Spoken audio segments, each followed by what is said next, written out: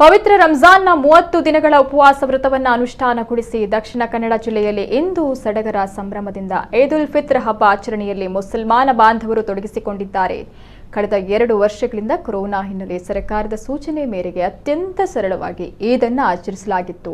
ಆದರೆ ಈ ಬಾರಿ ಕೊರೋನಾದ ಯಾವುದೇ ಕಟ್ಟುಪಾಡುಗಳು ಇಲ್ಲದೇ ಇರೋದ್ರಿಂದ ಬಹುತೇಕ ಎಲ್ಲರೂ ಈದ್ ಉಲ್ ಫಿತ್ರ್ ಹಬ್ಬದ ಸಂಭ್ರಮದಲ್ಲಿ ತೊಡಗಿಸಿಕೊಂಡಿದ್ದಾರೆ.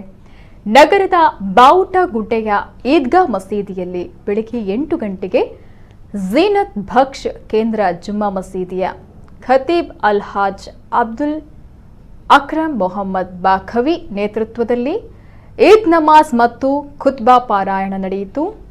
ಇದಲ್ಲದೆ ದಕ್ಷಿಣ ಕನ್ನಡ ಜಿಲ್ಲೆಯ ಮಸೀದಿ ಮತ್ತು ಈದ್ಗಾಗಳಲ್ಲಿ ಸಾಮೂಹಿಕ ನಮಾಜ್, ಈದ್ ಖುತ್ಬಾ, ಈದ್ ಸಂದೇಶ, ಪ್ರವಚನದ ಬಳಿಕ ಈದ್ ಶುಭಾಶಯ, ನೆರೆಮನೆ ಹಾಗೂ ಸಂಬಂಧಿಕರ ಮನೆಗೆ ಸೌಹಾರ್ದ ಭೇಟಿ ನೀಡುವ ಮೂಲಕ ಹಬ್ಬದ ಸಂಭ್ರಮ ಹೆಚ್ಚಿತ್ತು.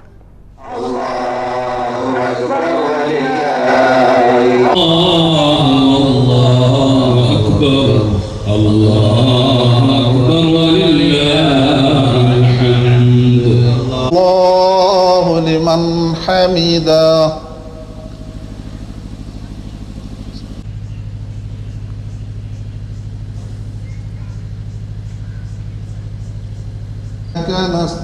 نستعين يهدنا الصراط المستقيم. الله أكبر الله أكبر.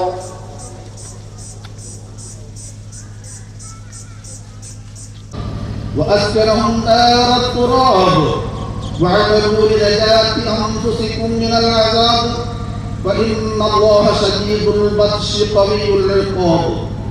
من عمل صالحا وهو سبح اسم ربك الأعلى الذي خلق فسوى والذي قدر فهدى والذي أخرج المرعى فجعله غثاء أحوى.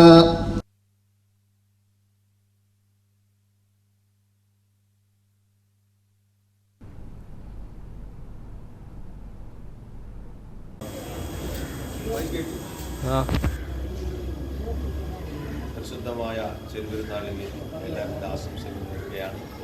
അൽഹംദുലില്ലാഹ്, അള്ളാഹുവിൻ്റെ മഹത്തായ അനുഗ്രഹം കൊണ്ട് പറയപ്പെട്ട ഈ മഹത്ത് പള്ളിയിൽ വെച്ച് പരിശുദ്ധമായ ഈദ് ഉൽ ഫിത്ർ വളരെ ഭംഗിയായി നമുക്ക് ആഘോഷിക്കാൻ സർവശക്തനായ അല്ലാഹു തആല തൗഫീഖ് ചെയ്തു. അൽഹംദുലില്ലാഹ്. ഉണ്ടാകാൻ